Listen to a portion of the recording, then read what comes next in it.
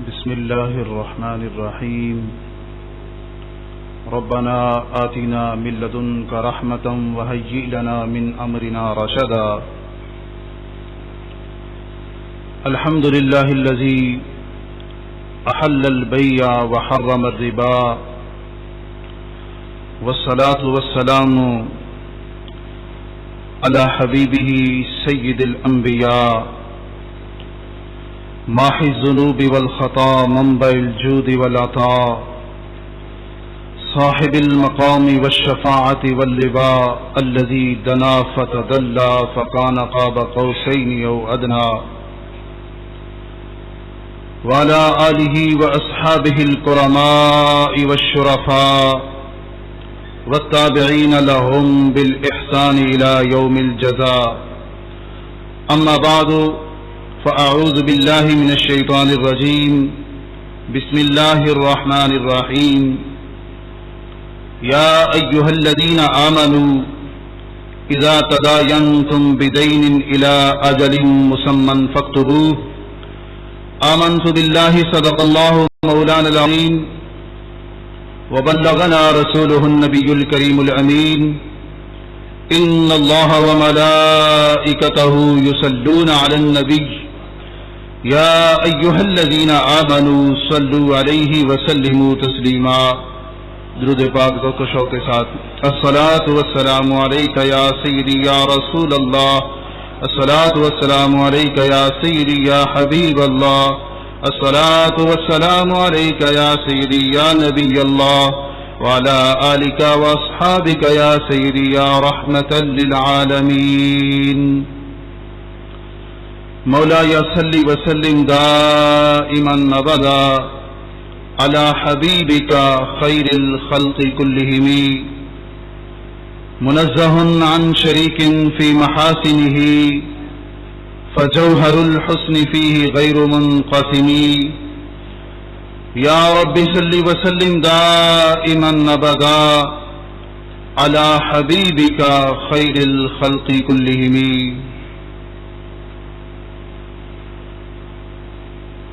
ذرے اس خاک کے تابندہ ستارے ہوں گے ذرے اس خاک کے تابندہ ستارے ہوں گے جس جگہ سرکار دو عالم نے نالین اتارے ہوں گے بوئے گل اس لیے پھرتی ہے چھپائے چہرہ بوئے گل اس لیے پھرتی ہے چھپائے چہرہ گیسو سرکار دو عالم نے سنوارے ہوں گے لوگ تو حسن عمل لے کے چلے روز حساب لوگ تو حسن عمل لے کے چلے روز حساب سربراہ ہم تو فقط تیرے سہارے ہوں گے سربراہ ہم تو فقط تیرے سہارے ہوں گے اللہ رب العالمین احسن الخالقین احکم الحاکمین کی حمد و ثنا اور حضور نبی کریم رؤوف الرحیم علیہ الصلاۃ والتسلیم کی بارگاہ ناز میں ہدیہ نیاز عرض کرنے کے بعد قابل صد احترام معزز اور محترم سامعین حضرات اللہ رب العالمین کے فضل اور اس کی توفیق سے آج ہم ادارہ صراط مستقیم کے زیر انتظام 17ویں سالانہ فہم دین کورس کے اندر قسطوں پر کاروبار کے متعلق قرآن و سنت کا حکم سننے اور سنانے کے لیے اکٹھے ہوئے ہیں میری یہ دعا ہے کہ اللہ پاک ہماری حاضری اپنے دربار میں قبول فرمائے اور اللہ رب العالمین مجھے حق بیان کرنے کی توفیق عطا فرمائے بڑی ہی مبارکباد کے مستحق ہیں آپ لوگ کہ جن کو روزانہ اس وقت محقق الاثر شیخ الحدیث والتفسیر استاذ العلماء قبلہ استاد گرامی ڈاکٹر محمد اشرف آصف جلالی صاحب ادام اللہ فیوزہ علینا وعلی اہل سنت والجماعہ کی زیارت بھی ہوتی ہے اور ان کا خطاب دل نواز سننے کی سعادت بھی حاصل ہوتی ہے اللہ تعالیٰ حضور قبلہ عالم ڈاکٹر صاحب کا سایہ ہمیشہ ہمیشہ کے لیے ہمارے سروں پہ قائم اور دائم رکھے۔ اور میں تو اکثر یہ کہا کرتا ہوں کہ تیرا خاور درخشاں رہے تا ابد فروزاں، تیرا خاور درخشاں رہے تا ابد فروزاں، تیری صبح نور افشاں کبھی شام تک نہ پہنچے۔ اللہ تعالیٰ قبلہ استاذ گرامی کے منصب کو دن دگنی رات چوگنی ترقی عطا فرمائے اور ہمیں زیادہ سے زیادہ ان سے فیض حاصل کرنے کی توفیق عطا فرمائے۔ معزز سامعین محترم، جس طرح کہ آپ حضرات کے علم میں ہے کہ یہ موضوع قسطوں کے متعلق یہ بظاہر ایک خشک سا مضمون ہے اور اس کے اندر اتنی کوئی اٹریکشن بھی نہیں ہے، لیکن پھر بھی یہ ساری چیزیں جب ہمارے دین کا حصہ ہیں اور اسلام نے ان کے بارے میں ہمیں تعلیمات ارشاد فرمائی ہیں، تو پھر کوئی بھی مریض جو ہے وہ ڈاکٹر کی تجویز کردہ دوائی اگر اس کی طبیعت کے خلاف ہو تو اس کو چھوڑتا نہیں ہے، بلکہ پھر بھی اس کو استعمال کرتا ہے۔ وہ سمجھتا ہے کہ اگرچہ میرے مزاج کے تو خلاف ہے لیکن پھر بھی اس میں فائدہ میرا اپنا ہے۔ اسی طرح کوئی بھی ایسا مضمون کہ جس میں بظاہر وہ اتنی زیادہ دلچسپی نہ بھی ہو، لیکن پھر بھی جب اسلام نے ہمیں اس کے سیکھنے کا اور سکھانے کا حکم دیا ہے تو ہم نے ہر ممکن کوشش کر کے اس کو سیکھنا ہے اور اس کو آگے پہنچانے کی کوشش کرنی ہے۔ لقمہ حلال کا تعلق مسلمان کی زندگی کے ساتھ بہت ہی اہم ہے۔ حلال روزی کمانے کے لیے کوئی بندہ جب اپنے گھر سے نکلتا ہے تو بظاہر وہ اپنے کاروبار کے لیے نکلا ہے، لیکن حقیقت میں وہ بندہ اللہ اور اس کے رسول صلی اللہ علیہ وسلم کی رحمت کی چھتری کے نیچے ہوتا ہے۔ یہی وجہ ہے کہ کنز العمال کے اندر حدیث پاک موجود ہے، امام الانبیاء صلی اللہ علیہ وآلہ وسلم ارشاد فرماتے ہیں، ان من الذنوب ذنوبا لا یکفرها الصلاۃ ولا الصیام۔ پاک محبوب علیہ السلام نے فرمایا کہ کچھ گناہ ایسے ہیں کہ جو نہ نماز سے معاف ہوتے ہیں اور نہ ہی روزے سے معاف ہوتے ہیں، ان کا نہ کفارہ نماز بنتی ہے اور نہ ہی ان کا کفارہ روزہ بنتا ہے۔ تو وہ گناہ کیسے معاف ہوتے ہیں؟ تو حضور علیہ الصلوۃ والسلام نے فرمایا کہ جس وقت بندہ گھر سے نکلتا ہے حلال روزی کمانے کے لیے، تو اس کے دل کے اندر جو ایک پریشانی ہوتی ہے، اس کے دل کے اندر جو ایک مایوسی سی ہوتی ہے کہ پتہ نہیں کوئی گاہک آئے گا یا نہیں آئے گا، کوئی مجھ سے کوئی چیز خریدے گا یا نہیں خریدے گا، اس پریشانی کے عالم میں جب وہ گھر سے نکلتا ہے تو اس پریشانی کی وجہ سے اس کے وہ گناہ معاف ہو جاتے ہیں جو نماز اور روزے کے ذریعے سے بھی معاف نہیں ہوتے۔ اور مبسوط سرخسی کے اندر امام سرخسی رحمۃ اللہ علیہ نے 7ویں جلد صفحہ نمبر 122 پہ یہ لکھا ہے کہ ایک دن حضرت سعد رضی اللہ تعالیٰ عنہ حضور السلام کی خدمت میں حاضر ہوئے اور آ کر میرے نبی صلی اللہ علیہ وسلم سے مصافحہ کیا، ہاتھ آ کر ملایا تو ان کے ہاتھ ذرا کھردرے ہو چکے تھے، ہاتھ جو ہے ان کے اوپر چھالے بنے ہوئے تھے، کھردرے بن چکے تھے۔ تو نبی علیہ السلام نے پوچھا کہ اے سعد کیا وجہ ہے، تمہارے ہاتھ اتنے سخت کیوں ہو گئے ہیں؟ عرض کرنے لگے یا رسول اللہ صلی اللہ علیہ وسلم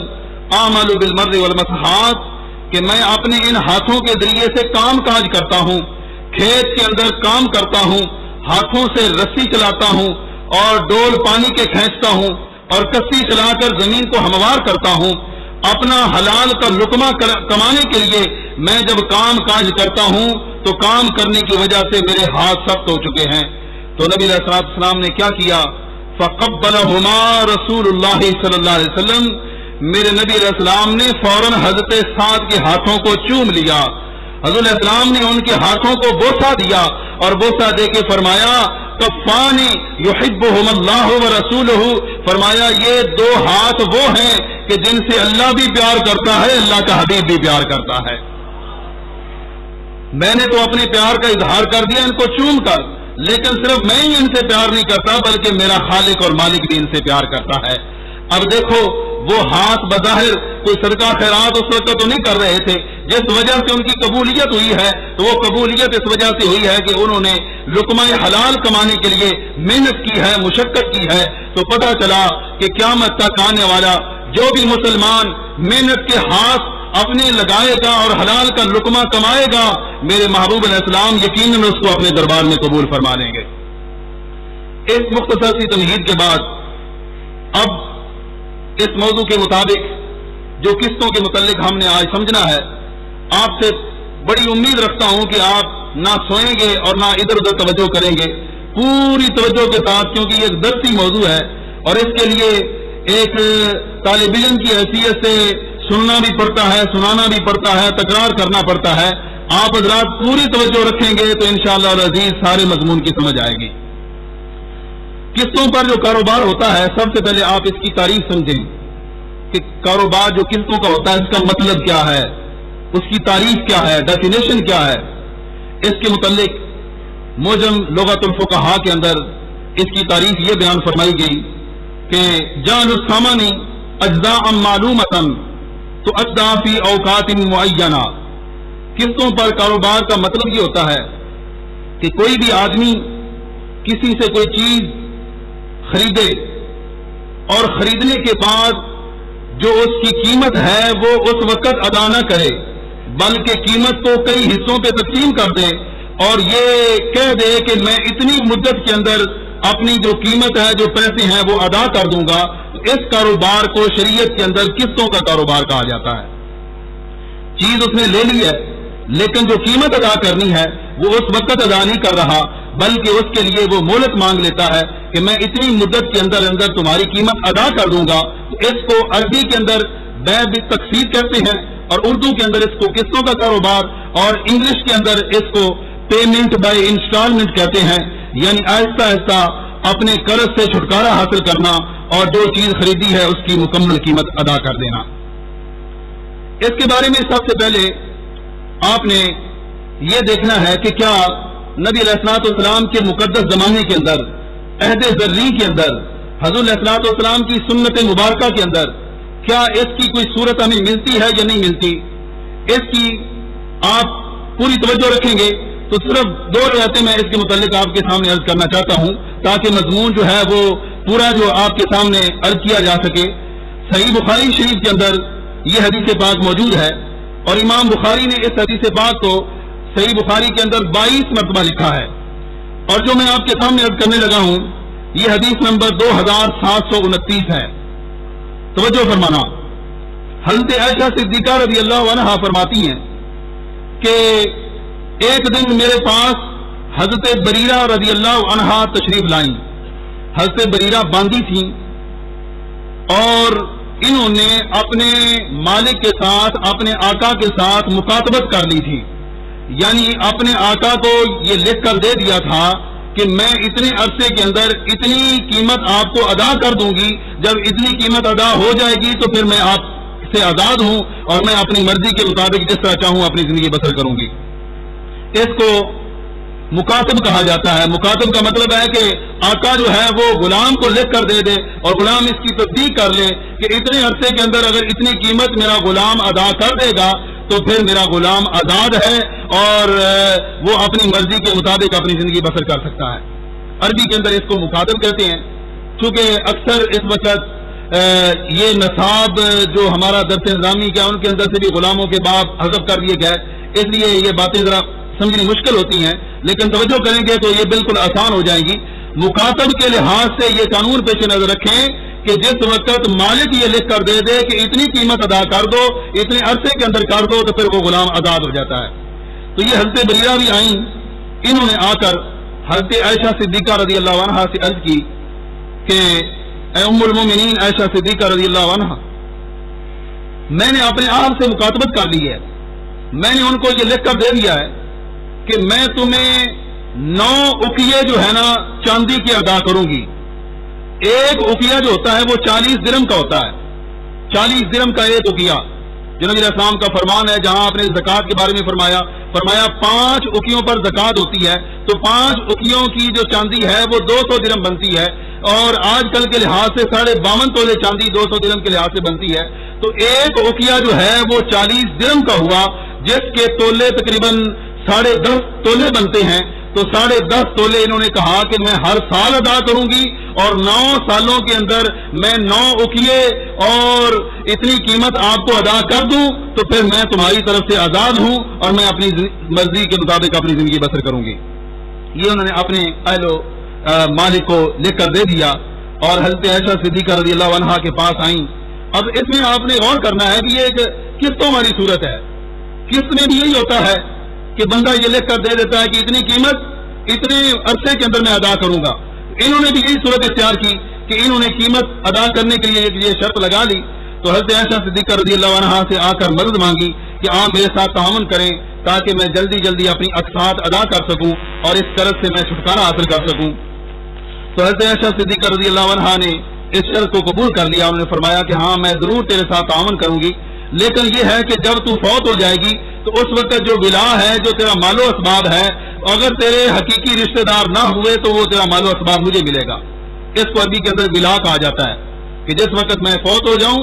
انہوں نے بھی یہ عہد کر لیا کہ میری ولا جو ہے وہ آپ کے لیے ہوگی۔ تو جس وقت انہوں نے جا کر اپنے مالکوں سے پوچھا تو مالکوں نے اس چیز کی اجازت نہ دی، تو وہ پھر حضرت عائشہ صدیقہ رضی اللہ عنہا کی خدمت میں حاضر ہوئی اور آ کے یہ عرض کیا کہ میرے مالک جو ہے وہ تو ولا کی اجازت نہیں دیتے۔ تو اس وقت نبی علیہ الصلوۃ والسلام نے خطبہ ارشاد فرمایا، اور آپ نے فرمایا کہ ان لوگوں کا کتنا ہی برا حال ہوگا کہ جو اللہ کی کتاب میں شرط نہیں ہے وہ شرطیں اپنی طرف سے لگاتے رہتے ہیں۔ یعنی یہ قانون تھا کہ ولا اس کے لیے ہوتی ہے جو بندہ آزاد کرے، تو چونکہ آزاد کرنے والی حضرت عائشہ صدیقہ رضی اللہ عنہا تھی تو قانون کے مطابق تو ولا ان کو ملنی چاہیے تھی، لیکن مالک یہ کہہ رہے تھے کہ ولا ان کی نہیں ہوگی بلکہ ولا ہماری ہوگی۔ جب انہوں نے یہ شرط لگائی تو نبی علیہ السلام کو غصہ آیا۔ آپ نے ارشاد فرمایا کہ جو لوگ ایسی شرطیں لگاتے ہیں جو کتاب اللہ کے اندر نہیں ہوتی، وہ ساری کی ساری شرطیں رد ہوتی ہیں اور ان کا ہمارے بیع کے اندر کوئی بھی تعلق نہیں ہوتا۔ یہ حدیث پاک کا مختصر سا مفہوم ہے، اور یاد رکھو اس ایک حدیث پاک سے امام ابن حجر اسقلانی رحمۃ اللہ نے 400 مسائل مستنبط کیے ہیں، بیع و شراء کے 400 مسائل، اور ابن خزیمہ نے پوری ایک کتاب لکھی ہے اس حدیث پاک کی تشریح میں، اور کہا ہے کہ ہمارے بیع و شراء کے جو قوانین ہیں وہ اس ایک حدیث پاک سے ثابت ہوتے ہیں۔ لیکن مجھے بڑے افسوس کے ساتھ کہنا پڑتا ہے کہ آج ہمارے اسلامی جمہوریہ پاکستان کے اندر، جہاں ہمارے اکنامکس کے نصاب کے اندر سودی کاروبار کے بارے میں تو مکمل ڈیٹیل پڑھائی جاتی ہے اور وہ سب کچھ سکھایا جاتا ہے، لیکن اگر نہیں سکھایا جاتا تو نبی علیہ السلام کا فرمان نہیں سکھایا جاتا، اور سکول تو سکول رہ گئے، مدرسوں سے بھی انہوں نے یہ چیزیں نکال دی اور یہ کہا کہ اب غلاموں کا دور نہیں رہا، اب اس چیز کی ضرورت ہی نہیں ہے۔ تو بہرحال عرض کرنے کا مقصد یہ ہے کہ ہمارے بیع و شراء کے کئی مسائل اس سے حل ہو رہے ہیں۔ اس وقت ہمارے پیش نظر صرف 3 چیزیں ہیں، 3 چیزیں ہم نے اس حدیث پاک سے سمجھنی ہیں۔ پہلی بات تو یہ ہے کہ قسطوں کے کاروبار کا جواز اس حدیث پاک سے ثابت ہو رہا ہے کہ انہوں نے یہ لکھ کر دے دیا کہ 9 سالوں کے اندر 9 اکیے میں ادا کروں گی۔ جب انہوں نے یہ لکھ کر دے دیا تو پتہ چلا کہ قسط وار پیسوں کی ادائیگی کرنا اور اپنے قرض سے چھٹکارا حاصل کرنا یہ صرف جائز ہی نہیں ہے بلکہ اس کے اوپر نبی علیہ السلام کی مہر تصدیق ہے۔ حضور السلام نے اس کو پسند فرمایا، آپ نے اس سے روکا نہیں ہے، تو جس کام سے آپ نہ روکیں وہ آپ کی سنت تقریر بن جاتا ہے اور آپ کی مہر تصدیق اس میں سمجھی جاتی ہے۔ تو پتہ چلا کہ قسطوں کے کاروبار کے اوپر نبی علیہ السلام کی مہر تصدیق ثابت ہے۔ اور دوسری بات اس سے یہ ثابت ہوئی کہ جب کوئی قسطوں کا کاروبار کرے، اگر وہ اپنی قسطیں پہلے ادا کرنا چاہتا ہے تو پھر بائع کو اس چیز کا اختیار نہیں ہوگا کہ وہ اس کی قسطوں والے پیسے حاصل ہی نہ کرے، وہ کہے کہ اتنی مدت تھی، مدت ابھی پوری نہیں ہوئی تو میں تم سے قیمت نہیں لے سکتا۔ جب مشتری جو ہے، جو خریدنے والا ہے، جب وہ اپنی مرضی سے خود وہ قیمت ادا پہلے ہی کر دے تو بائع کے اوپر ضروری ہوگا کہ وہ اس کی قیمت قبول کرے۔ دوسرا مسئلہ اس سے یہ بھی ہمارے موضوع کے مطابق جو ہے وہ ثابت ہوا۔ اور تیسری چیز ہمارے موضوع کے مطابق وہ یہ ہے کہ جس وقت کوئی بیع و شراء کے اندر، خرید و فروخت کے اندر کوئی اپنی طرف سے شرط لگاتا ہے اور وہ شرط نہ اللہ کے پاک کلام میں ہوتی ہے نہ نبی علیہ السلام کے پاک فرمان میں ہوتی ہے بلکہ اپنی طرف سے شرط لگا دیتا ہے تو وہ شرط رد کی جاتی ہے، اس شرط کو کبھی بھی قبول نہیں کیا جائے گا۔ اس حدیث پاک سے یہ جو 3 مسئلے مستنبط ہوئے ہیں ان کو آپ ذہن میں رکھیں تو ہم اس کی تفصیل میں آگے چلتے ہیں۔ ایک اور روایت اس کے بارے میں ہم بیان کرتے ہیں۔ یہ روایت امام بہقی نے بیان فرمائی اور حضرت ابو نعیم نے حلیۃ الاولیاء کے اندر اس کو بیان فرمایا کہ حضرت سیدنا سلمان فارسی رضی اللہ تعالیٰ عنہ یہ بھی ایک یہودی کے غلام تھے، 300 سال ان کی عمر مبارک ہوئی ہے۔ بچپن میں گھر سے نکلے تھے، کسی نے خریدا کسی نے بیچا، بچپن سے ہی نبی علیہ السلام کی تلاش میں نکلے ہوئے تھے۔ پہنچتے پہنچتے جب مدینہ شریف میں پہنچے تو یہاں ایک یہودی کے ہاں غلام تھے۔ انہوں نے یہودی کو لے کر دے دیا تھا کہ میں تمہارے لیے ایک کھجوروں کا باغ لگاؤں گا اور اس باغ کے اندر کھجوریں اگاؤں گا، جتنی بھی کھجوریں اس کے اندر ہوں گی وہ باغ اگنے کے بعد جب وہ پھل دینے لگ جائے گا اور میں اس وقت تک اس کی رکھوالی کرتا رہوں گا سب کچھ، تو جب وہ پھل دینے کے قابل ہو جائے گا اس وقت میں تیرے پندے سے آزاد ہو جاؤں گا اور میں اس وقت غلام نہیں رہوں گا بلکہ میں اس وقت اپنی مرضی کے مطابق یہاں سے چھٹکارا حاصل کر لوں گا۔ حضرت سلمان فارسی رضی اللہ عنہ نے یہ لکھ کر دے دیا کہ میں اس قدر تمہارے ساتھ مقابلت کرنا چاہتا ہوں کہ جب کھجوروں کا باغ لگایا جائے وہ کئی سالوں کے بعد کھجوروں کا باغ ہوگا، کیونکہ کھجور جلدی تو نہیں نہ ہو جاتی۔ جو کھجور ہے وہ حضرت آدم علیہ السلام کے خمیر سے جو بچ جانے والی مٹی ہے اس سے وہ تیار ہوئی ہے، کھجور اس سے بنی ہے اور رشتے میں کھجور ہماری پھوپھی لگتی ہے۔ تو جس طرح انسان ایسا ایسا پروان چڑھتا ہے اس طرح جو کھجور کا درخت ہے وہ بھی ایسا ایسا پروان چڑھتا ہے، اس کی انسان کے ساتھ بڑی مناسبت ہوتی ہے۔ لیکن نبی علیہ السلام نے کرم کریمانہ کیا فرمایا؟ حضرت سلمان فارسی رضی اللہ تعالیٰ عنہ کے اوپر یہ کرم فرمایا کہ محبوب علیہ السلام نے اپنے ہاتھ سے کھجور کی گٹھلیاں لگائیں، 100 کے قریب نبی علیہ السلام نے درخت لگائے، ابھی درخت لگائے ہی ہیں کہ اسی سال ان درختوں نے پھل دینا بھی شروع کر دیا ہے۔ یہ نبی علیہ السلام کا معجزہ ہے کہ جو آپ کی محبت میں نکلا ہے آپ نے بغیر کسی مطالبے کے ہی اس کی ساری حاجت کو پورا فرما دیا۔ حضرت سلمان فارسی نے عرض نہیں کی کہ یا رسول اللہ یہ کرم فرماؤ اور یہ ادائیگی فرما دو، بلکہ حضرت علیہ السلام نے خود یہ فرمایا کہ اس کی طرف سے جو ایک قرضہ تھا اور ان کے اوپر جو ایک قسط وار پروگرام تھا اس کا نبی علیہ السلام نے اپنے ہاتھ مبارک سے کھجورے لگا کر ان کو چھٹکارا دے دیا اور حضرت سلمان فارسی رضی اللہ عنہ کو آزاد کروا لیا۔ اب اس حدیث پاک سے یہ ثابت ہوا کہ جب کوئی یہ لکھ کر دے دے کہ اتنے سالوں کے اندر میں یہ قسطیں ادا کروں گا تو وہ قسطیں ادا کرنا جائز ہے، اور اگر وہ قسطوں کی ادائیگی پہلے بھی کر دے تو پھر بھی بائیں کو اس چیز کی منظوری وہ ضروری ہوگی اور وہ اپنے غلام کو جو ہے صورت میں آزاد کر دے گا۔ یہ 2 روایات آپ کے پیش نظر رہیں تو آپ کو اتنی بات تو سمجھ آ جائے گی کہ یہ جو قسطوں کا کاروبار ہے یہ آج کا نیا کاروبار نہیں بلکہ یہ بہت ہی پرانا کاروبار ہے، اور یہ اس وقت بھی ہوتا تھا جب صحابہ کرام علیہ رضوان نبی علیہ السلام کے سامنے موجود ہوتے تھے، اس وقت سے یہ کاروبار ہو رہا ہے۔ لیکن اس وقت کا جو کاروبار ہے ہمارے سامنے جو اس کے مشہور اور رائج طریقے ہیں اس کو ہم اس وقت میں 3 طریقوں کے ساتھ عرض کرتے ہیں، یعنی 3 طریقے ہیں اس وقت کے قسطوں کے کاروبار کے۔ توجہ کے ساتھ سننا۔ پہلا طریقہ ہے قسطوں پہ کاروبار جو کہ مستحب ہے، یعنی جس میں بندے کو ثواب ملتا ہے، وہی کاروبار بندہ قسطوں پہ کرے تو بندہ اس میں اجر پاتا ہے، اللہ تعالیٰ کی طرف سے اس کو بہت بڑا مقام حاصل ہوتا ہے۔ پہلا درجہ مستحب کا ہے، دوسرا درجہ مباح کا ہے اور تیسرا درجہ ناجائز کا ہے۔ یہ تینوں چیزیں آپ نے پیش نظر رکھنی ہیں، پہلا درجہ مستحب کا اور دوسرا درجہ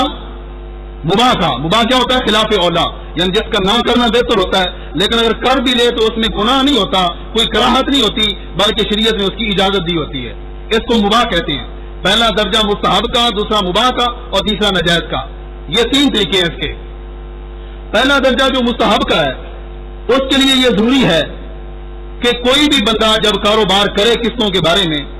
تو وہ اپنے گاہک سے اضافی پیسے حاصل نہ کرے، جتنے میں وہ چیز نقد کی فروخت کرتا ہے ادھار اگر فروخت کرے تو اتنے میں ہی کرے، اور اگر کوئی ادھار لینا چاہتا ہے تو اس کے اوپر کوئی اضافی تاوان نہ لگائے، کوئی اضافی جرمانہ نہ عائد کرے۔ تو اس صورت میں جب بندہ ادھار سے فائدہ حاصل نہیں کرتا بلکہ ادھار میں وہ اپنے مسلمان بھائی کی مدد کرتا ہے اور اس کو مہلت دے دیتا ہے تو یہ اتنا بڑا مقرب بندہ ہے کہ جس طرح یہ بائع جو ہے یہ اپنے مشتری کو یہاں چھٹکارا دے رہا ہے تو اللہ تبارک و تعالیٰ کل قیامت کے دن اس بائع کو گناہوں سے چھٹکارا عطا فرمائے گا۔ اب اس سلسلے میں ایک حدیث پاک صحیح بخاری شریف کی جو ہمارے سامنے موجود ہے، بخاری شریف کے اندر یہ حدیث پاک، یہ حدیث نمبر 3451 ہے۔ اس کے اندر یہ موجود ہے کہ حضرت حذیفہ رضی اللہ عنہ بیان کرتے ہیں کہ ایک آدمی پہلی امتوں میں سے تھا، جس وقت اس کی موت کا وقت قریب آیا تو فرشتہ اس کی روح قبض کرنے لگا، اور قبض کر کے جب اللہ کے دربار میں پہنچا تو اللہ تبارک و تعالیٰ نے اس بندے سے پوچھا کہ اے میرے بندے بتا، تو نے اپنی زندگی کے اندر کوئی نیکی کی ہے جس کے اوپر تجھے ناز ہو، فخر ہو کہ میں نے یہ نیکی بھی کی ہے؟ کیا تیرے زندگی کے اندر ایسا کوئی عمل موجود ہے کہ جس کو تو اپنے لیے بہتر سمجھتا ہو اور نجات کا ذریعہ سمجھتا ہو؟ تو وہ بندہ عرض کرتا ہے کہ مولا نہیں، میری زندگی میں ایسا کوئی عمل نہیں، میں نے ساری زندگی گناہ کیے ہیں، میں نے ساری زندگی ناجائز کاموں میں گزاری ہے، مجھے ایسا کوئی کام نظر نہیں آتا۔ اللہ تبارک و تعالیٰ اس بندے کو دوبارہ پھر فرمائے گا کہ ذرا غور کر لے، سوچ لے، ہو سکتا ہے کہ کوئی طرح کوئی ایسا کام ہو۔ وہ کہتا ہے مولا نہیں، میری نظر میں ایسا کوئی کام نہیں ہے۔ جب تیسری مرتبہ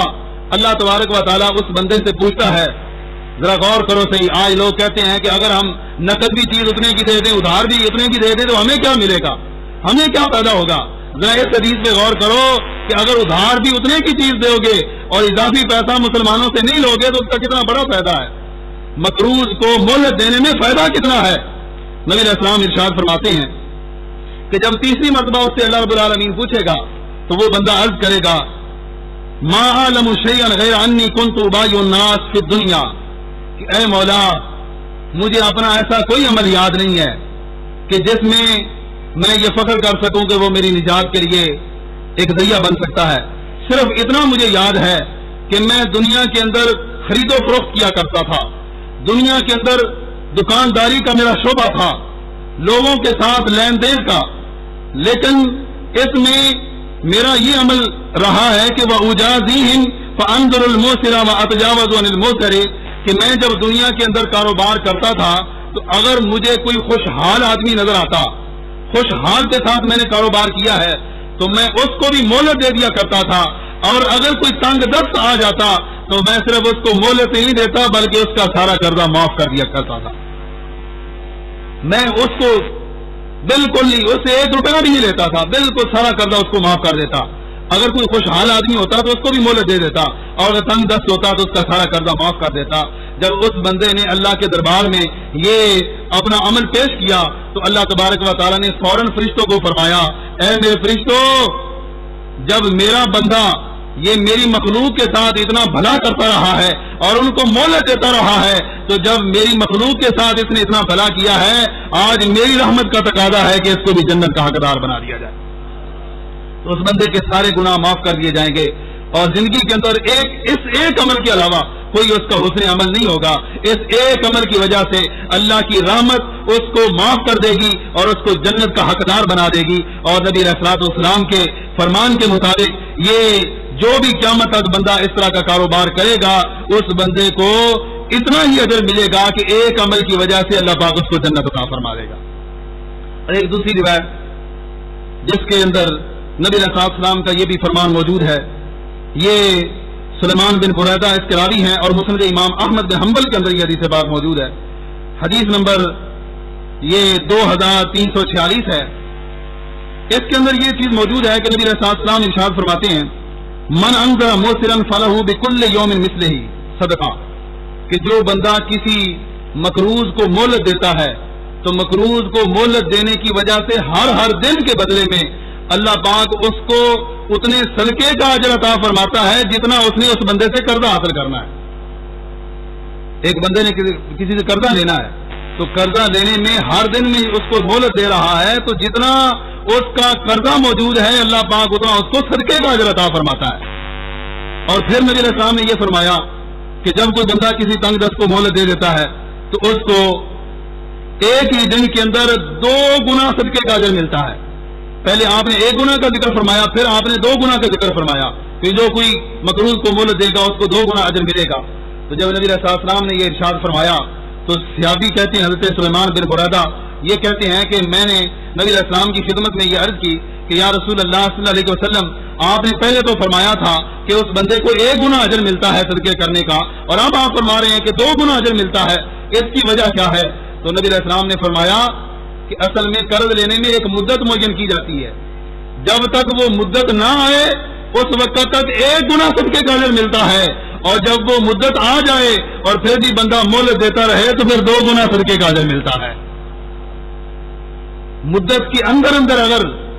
وہ مہلت دیتا رہتا ہے اور قرضے کی وہ واپسی کا مطالبہ نہیں کرتا تو پھر اس کو 1 گنا اجر ملتا ہے، اور اگر مدت گزر جائے تو پھر بھی وہ مہلت دیتا رہتا ہے تو اللہ تبارک و تعالیٰ اتنے قرضے جتنا 2 گنا اجر اس کو عطا فرماتا ہے۔ تو اس حدیث پاک سے بھی یہ پتہ چلا کہ جو لوگوں کا آج ایک بہانہ بنا ہوا ہے قسطوں کے کاروبار کے متعلق، یہ کہتے ہیں کہ اگر ہم اس میں اضافہ ساتھ شامل نہیں کریں گے تو پھر تو ہمارا دیوالیہ نکل جائے گا، ہم تو غریب ہو جائیں گے، ہمیں کیا بچے گا، ہمیں کیا فائدہ ہوگا؟ میرے بھائیوں، دنیا کا تو فانی پیسہ ہے، اس نے تو چند دن کے بعد ختم ہو جانا ہے، یہ بے وفا ہے، یہ ساتھ چھوڑ جائے گا۔ اگر کوئی چیز باقی رہنے والی ہے تو وہ مخلوق خدا کی خدمت ہے، اگر اس طریقے سے خدمت کرو گے تو اللہ جنتوں کا وارث بنا دے گا۔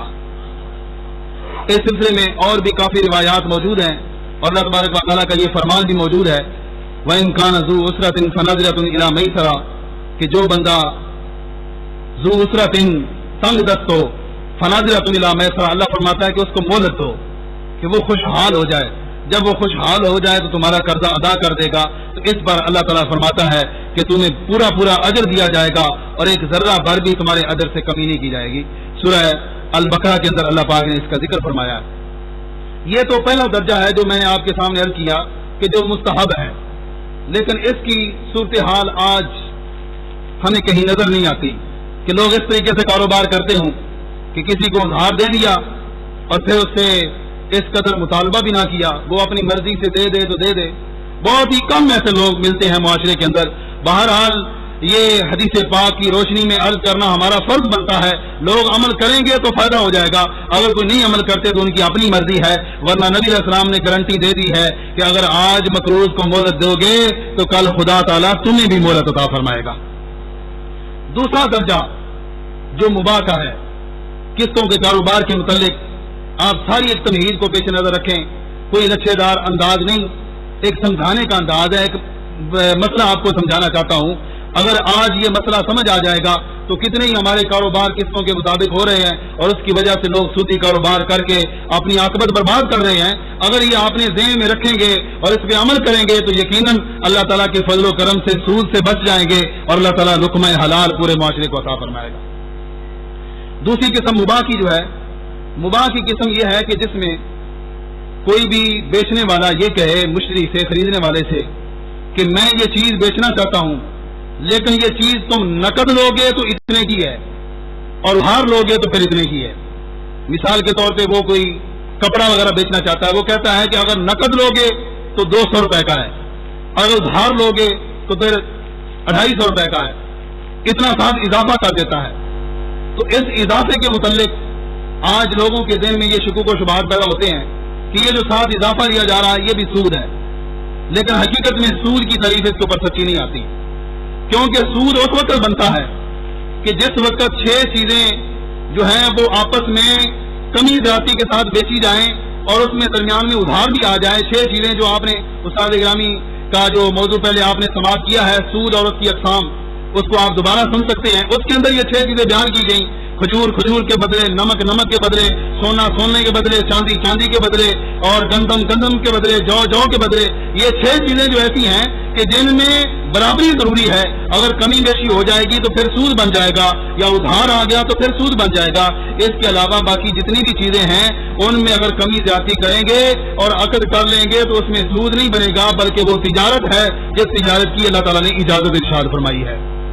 تو چونکہ اس کے اوپر سود کی تعریف سچی نہیں آتی، ایک بندہ کہتا ہے کہ نقد یہ چیز 10 روپے کی ہے، ادھار یہ چیز 15 روپے کی ہے، تو یہ سود نہیں ہوگا، بلکہ یہ بالکل اسلام کے عین مطابق ہے اور اللہ تعالیٰ نے اس کی اجازت ارشاد فرمائی ہے۔ اب اس سلسلے میں آپ فتاوی رضیہ شریف کا ایک حوالہ جو قرآن مجید کی آیت اور حدیث پاک کے ساتھ مبین ہے، اس کو آپ سماعت فرمائیں۔ فتاوی رضویہ شریف کی جلد نمبر 16 ہے اور صفحہ نمبر 494 ہے۔ اس کے اندر یہ لکھا ہوا ہے کہ اعلیٰ حضرت رحمۃ اللہ علیہ سے یہ سوال کیا گیا کہ کوئی بندہ اگر ادھار بیچنے پہ قیمت زیادہ وصول کرتا ہے اور نقد بیچنے میں وہ بندہ قیمت کم وصول کرتا ہے تو کیا یہ جائز ہے یا نہیں ہے؟ تو اعلیٰ حضرت رحمۃ اللہ علیہ کے الفاظ سنیے، آپ فرماتے ہیں قرضوں بیچنے میں نقد بیچنے سے دام زائد لینا کوئی مذائقہ نہیں رکھتا۔ قرضوں بیچنے میں نقد بیچنے سے دام زائد لینا کوئی مذائقہ نہیں رکھتا، یعنی اگر کوئی بندہ نقد میں کم قیمت لیتا ہے اور ادھار میں زیادہ قیمت لیتا ہے تو یہ برا کام نہیں ہے، بلکہ اس کام کی اللہ تعالیٰ نے اجازت ارشاد فرمائی ہے۔ کون سی اجازت ہے؟ اللہ فرماتے ہیں یہ باہمی تراضی بائع و مشتری پر ہے، یعنی بائع اور مشتری اس پہ رضامند ہو جائیں تو اللہ تعالیٰ نے اس کی اجازت فرمائی ہے۔ اللہ فرماتا ہے 5ویں پارے کے اندر فرمایا الا ان تکون تجارت عن تراض منکم، کہ جب تم تجارت کرو آپس میں رضامندی سے تو اس میں میری طرف سے کوئی تمہیں پابندی نہیں ہے۔ جب رضامندی کے مطابق سود سے تم قطع نظر کر کے اپنی تجارت کرو گے تو اللہ تبارک و تعالیٰ فرماتا ہے کہ میری طرف سے اس کی اجازت ہے۔ تو لہذا پتہ چلا اس ایت پاک سے جس کا استدلال اعلیٰ رحمۃ اللہ نے فرمایا کہ قرض میں زیادہ قیمت لینا ادھار میں اور اس صورت میں نقد جب بیچتا ہے تو اس میں کم قیمت لینا یہ بالکل جائز ہے، اور اس کی نبی علیہ السلام نے اجازت ارشاد فرمائی ہے۔ اس سلسلہ میں فتح القدیر فقہ حنفی کی بڑی ایک معتبر کتاب ہے، اس کے اعلیٰ رحمۃ اللہ نے بھی حوالے کافی دیے ہیں۔ ہدایہ شریف کی وہ شرح ہے، اس کے اندر بھی یہ موجود ہے کہ اگرچہ یہ کام خلاف اولا ہے، خلاف اولا کا مطلب ہے کہ بہتر ہے کہ بندہ ایسے نہ کرے، کیونکہ پھر وہ مقروض کو مہلت دینے والا جو اجر ہے اس سے محروم رہ جائے گا۔ بہتر ہے کہ بندہ ایسے نہ کرے، لیکن اگر کوئی بندہ قیمت زیادہ لے لیتا ہے تو اس کے اندر کوئی حرج نہیں، اس کی بیع کو حرام یا ناجائز نہیں کہا جائے گا، بلکہ اس کی بیع کو قرآن و سنت کے عین مطابق کہا جائے گا۔ یہاں پر ایک سوال یہ پیدا ہوتا ہے، کوئی توجہ ہے یا نہیں ہے؟ یار بولو تو صحیح، توجہ نہ سن رہے تھے نا، بور تو نہیں ہو رہے تھے، ذرا توجہ فرمانا۔ قرآن و سنت کا مضمون ایسا ہوتا ہے کہ نبی علیہ السلام فرماتے ہیں جو بندہ میرا ایک فرمان سن کے یاد کر لیتا ہے اور آگے پہنچا دیتا ہے، کل قیامت کے دن اس کو ہاتھ سے پکڑ کر میں جنت میں لے کر جاؤں گا۔ نبی علیہ السلام کا ایک فرمان یاد کرنے سے بندے کو یہ سعادت حاصل ہوتی ہے، اور جب لوگوں کے چہرے مرجھا جائیں گے، حضور فرماتے ہیں جس نے میرا فرمان یاد کر لیا اس کا چہرہ کبھی بھی مرجھائے گا نہیں، اللہ تعالیٰ اس کے چہرے کو ہمیشہ خوش و گرم رکھے گا، ہمیشہ اس کے چہرے کو خدا تازہ رکھے گا۔ یہاں پر ایک سوال یہ پیدا ہوتا ہے کہ حدیث پاک میں آتا ہے نبی علیہ السلام نے فرمایا نہا رسول اللہ صلی اللہ علیہ وسلم عن بیعتین فی بیعتین، کہ حضور السلام نے ایک بیع کے اندر دو بیع کرنے سے منع فرمایا، کہ بیع بندہ ایک کر رہا ہو اور اس کے اندر دو چیزوں کا ذکر کر دے۔ اس کی تفصیل میں امام ترمذی رحمۃ اللہ علیہ یہ بیان فرماتے ہیں کہ جب کوئی بندہ چیز بیچنا چاہے اور یہ کہے کہ یہ چیز نقد اتنی کی ہے اور ادھار اتنے کی ہے، تو اس حدیث شریف کا یہ مطلب ہے کہ اس طرح کرنا منع ہے۔ اس کو لوگ پیش کرتے ہیں کہ تم اس کاروبار کو جائز کرا دیتے ہو، حالانکہ حدیث باغ میں آ گیا کہ یہ کام منع ہے کہ نقد اتنے کی ہے ادھار اتنے کی ہے، اس چیز سے نبی علیہ السلام نے منع فرمایا تھا۔ تو امام ترمذی رحمۃ اللہ علیہ جامع ترمذی کتاب البیوع کے اندر اس کا جواب ارشاد فرماتے ہیں، آپ فرماتے ہیں فَإِذَا فَارَقَهُ عَلَىٰ أَحَدِهِمَا فَلَا بَأْسَ إِذَا كَانَتِ الْعَقْدَةُ عَلَىٰ أَحَدٍ مِّنْهُمَا۔ امام ترمذی کہتے ہیں کہ یہ وعید اس وقت ہے، یہ منع اس وقت ہے کہ جب آپس میں کاروبار طے کر رہے ہوں لیکن طے کیے بغیر ہی وہ جدا ہو جائیں، معین نہ کریں کہ میں نے نقد دینے ہیں یا ادھار دینے ہیں، معین نہ کریں، معین کیے بغیر جب وہ جدا ہو جائیں گے تو پھر یہ بیع ناجائز ہوگی۔ جب وہ معین کر لیں گے کہ میں نے نقد دینے ہیں یا ادھار دینے ہیں، کسی ایک پر اتفاق کر لیں گے تو پھر یہ بیع ناجائز نہیں ہوگی اور پھر اس سے نبی علیہ السلام کا منع بھی نہیں ہوگا۔ امام ترمذی رحمۃ اللہ نے اس کا یہ مطلب بیان فرمایا، اور یہ میرے سامنے کتاب مبسوط سرخسی ہے، فقہ حنفی کی بڑی معتبر کتاب ہے، اتنی معتبر کتاب ہے کہ اس کے بارے میں امام شامی رحمۃ اللہ علیہ در المختار کے اندر یہ کہتے ہیں کہ جس وقت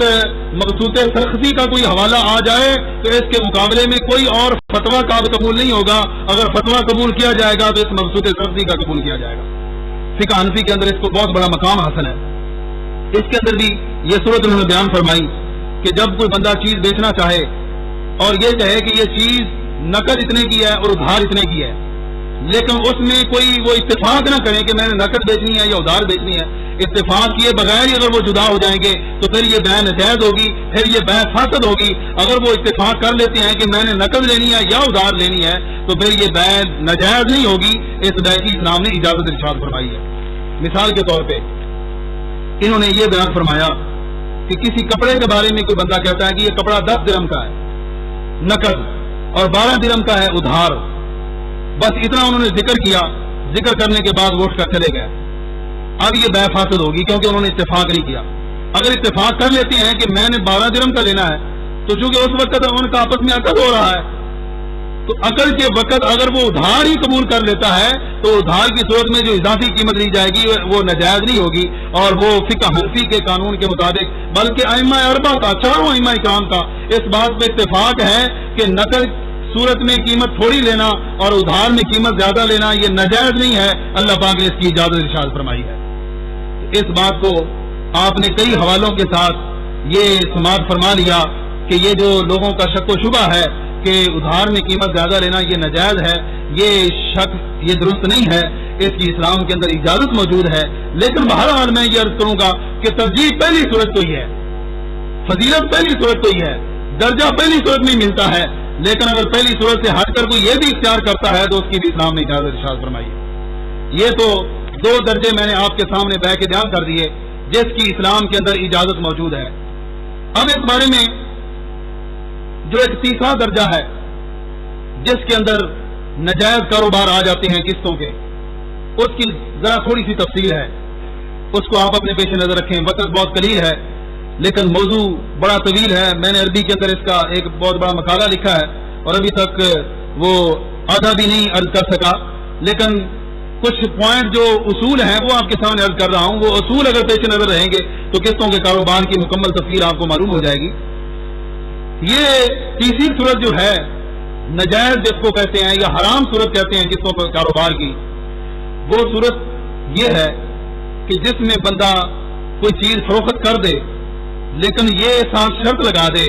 کہ اتنی مدت کے اندر اگر 1 مہینے بعد اس کی قیمت ادا کرو گے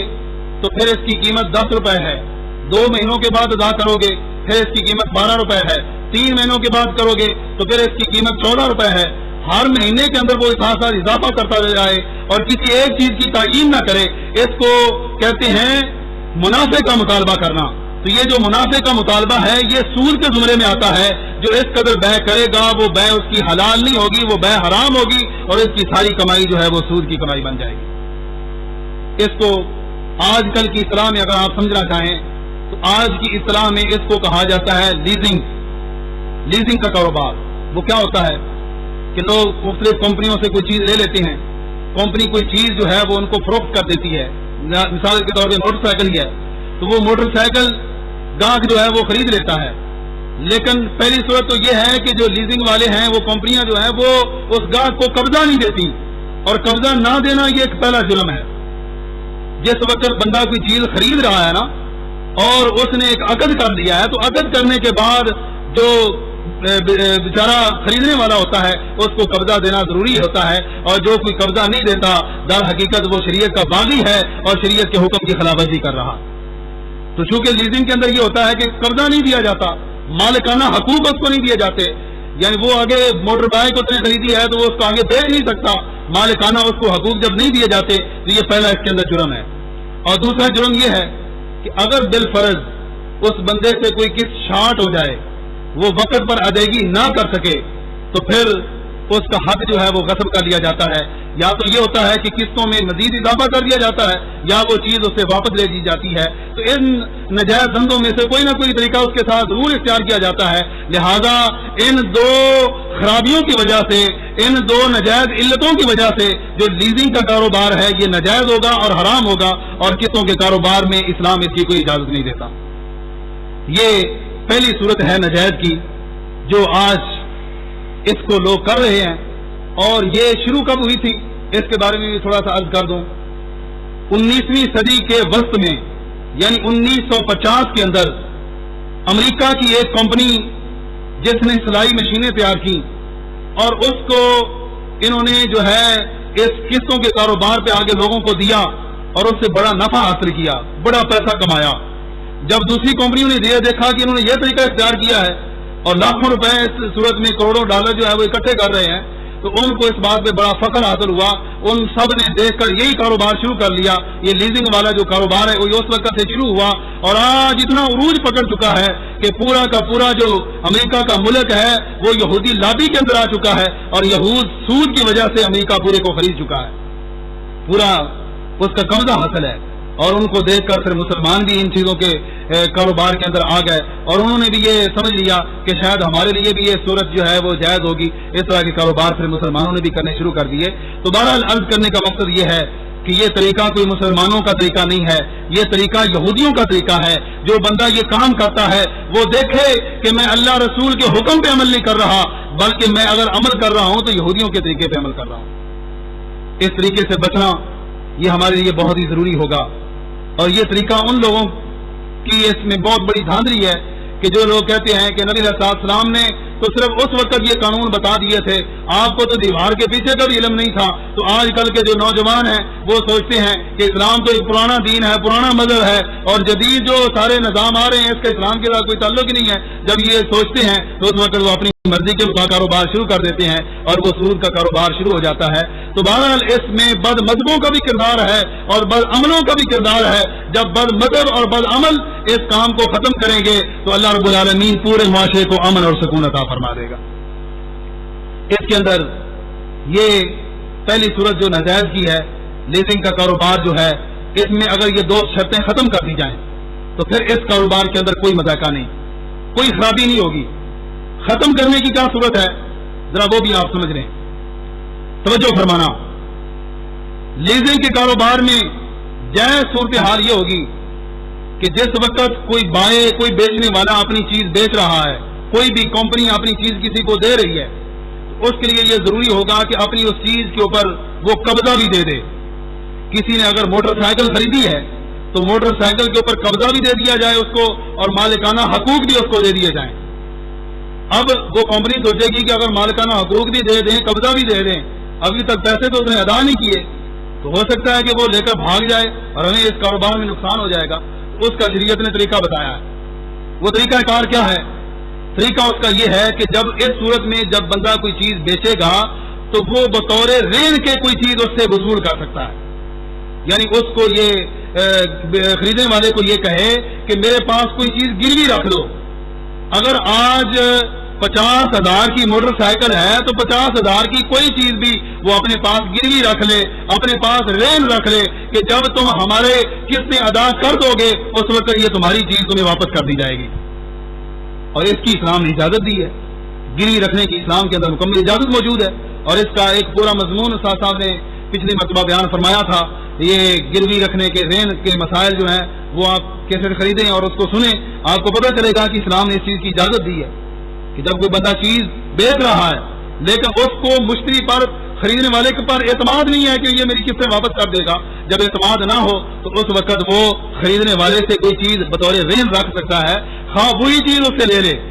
ایک بار اس کو موٹر سائیکل کے اوپر قبضہ دینے کے بعد خواہ وہی موٹر سائیکل اس سے واپس لے لے کہ جب تم قسطیں ادا کر دو گے اس وقت یہ تمہاری چیز تمہیں دے دی جائے گی، یہ بطور رین خواہ وہی چیز لے لے یا کوئی اور چیز لے لے، جس وقت بطور رین ہم اس کو اپنے پاس رکھیں گے تو پھر اس کی ناجائز ہونے والی کوئی صورت نہیں رہتی، اس کے جائز ہونے والی صورت پہ اسلام نے مہر تصدیق لگائی ہے۔ اور دوسری چیز جو ہے وہ یہ ہے کہ اضافی ساتھ قسطیں جو شامل کر دی جاتی ہیں یا ساتھ سود ملا دیا جاتا ہے، جب کسی بندے سے کوئی قسط شارٹ ہو جاتی ہے یا تاخیر کر دیتا ہے تو ساتھ جو اضافی سود ملایا جاتا ہے، اس کے ختم کرنے کا بھی ایک طریقہ ہے۔ توجہ فرمانا، ختم کرنے کے لیے ہم یہ انداز اختیار کر سکتے ہیں کہ نبی علیہ السلام کا جو فرمان ہے لَيُّ الْوَاجِدِ یحل عقوبتہ وعرضہ، بخاری شریف کے اندر حدیث پاک موجود ہے۔ حضور السلام نے فرمایا کہ کوئی بندہ اگر اپنی قسطیں یا اپنا قرضہ وہ ادا کرنے کی طاقت رکھتا ہے لیکن پھر بھی وہ ادا نہیں کرتا تو حضور السلام فرماتے ہیں کہ اس مقروض کو قید بھی کیا جا سکتا ہے اور اس مقروض کو سزا بھی دی جا سکتی ہے۔ دو چیزوں کی شریعت نے اجازت دی ہے، نبی علیہ السلام نے فرمایا کہ مقروض پیسے ہونے کے باوجود بھی اپنا قرضہ وقت پہ ادا نہیں کرتا تو اس کو قید بھی کیا جا سکتا ہے اور اس کے اوپر تعزیر بھی لگائی جا سکتی ہے، جو کہ حق میں وقت کا کام ہے تو وہ اس کو تعزیر لگائے گا یا اس کو قید کر لے گا۔ تو اب صورتحال بالکل آپ کے سامنے آ گئی کہ اگر کسی کو اعتماد حاصل نہ بھی ہو تو وہ یہ طریقہ کار اختیار کر سکتا ہے، وہ اپنے خریدنے والے کو یہ کہے کہ بھائی اگر قسط ادا نہیں کرو گے تو پھر یہ شریعت نے اجازت دی ہے کہ تم پیسہ ہونے کے باوجود، اگر پیسہ نہ ہو تو پھر اسلام اور شریعت اس کے اوپر کوئی چیز لازم نہیں کرتی، وہ ایک علیحدہ بات ہے، لیکن اگر پیسہ ہے تو پھر بھی وہ نہیں دیتا تو اس کو قید بھی کروایا جا سکتا ہے اور اس کے اوپر تعزیری کارروائی بھی کی جا سکتی ہے۔ لیکن آج کل لوگ یہ سوچ سکتے ہیں کہ ہمارے ملک میں کون سا کوئی اسلامی قانون ہے، آج تو کسی کا کوئی قتل ہو جائے تو پولیس اس کی بات نہیں سنتی، تو چلے جائے کہ ایک معمولی سا کاروبار ہو اور اس کے لیے پولیس اس کی آواز سنے اور جو مقروض کو جا کے وہ قید کرے یا اس کے اوپر تعزیر لگائے۔ ایسی صورتحال تو ہمارے سامنے ہے ہی نہیں، کوئی بندہ بھی اعتراض کر سکتا ہے، یہ ذہنوں میں ایک سوال پیدا ہو سکتا ہے۔ میں مناسب سمجھتا ہوں کہ سارے دروازے بند کر دوں تاکہ اسلام کے اوپر جو جتنے بھی اعتراضات کرنے والے ہیں ان کو کوئی اعتراض باقی نہ رہے اور اسلام کی جو حقانیت ہے وہ ساری کھل کر سامنے آ جائے۔ تو میرے بھائیوں، اگر کسی کو یہ اعتراض ہے تو وہ یہ بھی تو سوچ سکتا ہے کہ ٹھیک ہے اسلامی نظام جو ہے وہ ہمارے ملک میں نہیں، لیکن وہ دوسری صورت اختیار کر لے کہ اس سے کوئی نہ کوئی چیز بطور رین کے رکھ لے، اور رین کے طور پہ کوئی چیز لینا اور کوئی چیز دینا یہ ناجائز نہیں ہے، یہ نبی علیہ السلام کی سنت سے ثابت ہے۔ دیکھو صحیح بخاری شریف کے اندر یہ حدیث پاک موجود ہے، حضرت عائشہ صدیقہ رضی اللہ عنہا فرماتی ہیں کہ نبی علیہ السلام نے ایک یہودی سے غلہ خریدا تھا۔ نبی علیہ السلام کا جب وصال مبارک ہوا تو وصال مبارک سے چند دن پہلے حضور السلام نے ایک یہودی سے غلہ خریدا اور اپنی زرہ مبارک جو لوہے کا لباس تھا جو آپ جنگوں میں پہنا کرتے تھے وہ اپنی زرہ مبارک آپ نے یہودی کے پاس جا کے گروی رکھ دی تھی، یہودی کو اس کے اوپر قبضہ دے دیا اور یہودی سے آپ نے غلہ خرید لیا۔ تو نبی علیہ السلام کے اس عمل مبارک سے ثابت ہے کہ چونکہ وہ یہودی تھا، اس کو اعتماد نہیں تھا، کوئی دیوانہ ہوتا تو اپنا تن من دھن سب کچھ محبوب علیہ السلام پہ قربان کر دیتا، وہ یہودی تھا، اس کو کیا پتا تھا محبوب علیہ السلام کی عظمت کا۔ اور اس میں نبی علیہ السلام نے ہمیں بتایا ہے کہ لوگوں، میں نے جتنا کچھ بھی تمہیں دیا ہے سب کچھ پہنچانے کا میں نے تم سے کوئی معاوضہ نہیں لیا، لا اسالکم علیہ اجرا، میں اپنے اس کام پہ تم سے کوئی اجرت طلب نہیں کرتا، میں نے جو بھی کام کیا ہے وہ سارے کا سارا اللہ کی رضا کے لیے کیا ہے۔ دیکھو چند دن کا جو کھانا ہے اس کا بھی میں نے تم سے سوال نہیں کیا، تم سے نہیں مانگا، بلکہ یہودی کے پاس اپنی جو زرہ تھی وہ گروی رکھ کے اس سے کھانا حاصل کیا ہے، اور ہمارے لیے سنت قائم کر دی ہے کہ جب بھی کوئی دین کا کاروبار کرو، دین کا کوئی کام کرنے لگو تو اس میں کسی سے کوئی پیسے کی توقع نہ رکھو، اس کو اللہ کی رضا کے لیے کرو گے تو اللہ پاک اس کو قبول فرمائے گا۔ تو بہرحال اس حدیث پاک سے یہ ثابت ہوا کہ اگر کسی بیچنے والے کو اپنے گاہک پر یہ توقع نہیں ہے، اعتماد نہیں ہے کہ یہ مجھے واپس کر دے گا، تو اس سے کوئی نہ کوئی چیز وہ بطور رینج جو ہے وہ لے سکتا ہے، اور اس چیز کی اسلام نے اس کو اجازت دی ہے۔ یہ پہلا کاروبار جو لیزنگ کے بارے میں ناجائز تھا اس کی دو جائز صورتیں آپ کے سامنے حل کر دی۔ دوسرا کاروبار جو آج کل عموماً ہوتا ہے اس میں یہ چیز ہے کہ جس کو آج کل کے عرف میں فائنانسنگ کہا جاتا ہے۔ اس کی صورتحال یہ ہے کہ کوئی بینک یا کوئی نجی کمپنی وہ کسی بندے کو پیسے دے دیتے ہیں، قرضہ دے دیتے ہیں اور کہتے ہیں کہ یہ قرضہ تم نے اتنے عرصے میں واپس کرنا ہے، ہر مہینے بعد یا سال بعد تم نے اپنی قسط ادا کرنی ہے، وہ قسط تم ادا کرتے رہو گے اور ہمارا قرضہ جو دیا ہوا ہے وہ واپس ہوتا رہے گا۔ تو وہ قسط جو لیتے ہیں وہ اس قرضے دیے ہوئے سے اضافی چیز حاصل کرتے ہیں، اور ساتھ یہ بھی شرط لگا دیتے ہیں کہ اگر تم نے کوئی قسط شارٹ کی یا تاخیر کر دی تو پھر تمہارے اوپر ڈبل تاوان ڈال دیا جائے گا، جرمانہ ڈال دیا جائے گا۔ اس کو فائنینسی کہا جاتا ہے، اور یہ کاروبار جو ہے اس کے ناجائز ہونے میں اور سود ہونے میں کسی کو کوئی شک و شبہ ہی نہیں ہو سکتا، کیونکہ اس میں براہ راست ایک پیسے کا کاروبار ہے، اور یہ آپ جانتے ہیں کہ پیسے کے کاروبار میں کوئی بندہ کسی کو پیسے دے کر وہ زیادہ اگر لیتا ہے تو وہ چیز ناجائز ہے، سود ہے، جس کا اللہ پاک نے قرآن مجید کے اندر ارشاد فرمایا احل اللہ البیع وحرم الربا، میں نے بیع کو حلال فرمایا ہے اور میں نے سود کو تمہارے لیے حرام فرمایا۔ جب کفار کے سامنے یہ چیز پیش ہوئی کہ قرضے کے اندر بھی نفع حاصل کیا جاتا ہے اور بیع کے اندر بھی نفع ہوتا ہے، تو کفار نے یہ کہا کہ دونوں ایک جیسی چیزیں ہیں، قرضہ اور جو بیع ہے اس کے اندر کوئی فرق نہیں ہے،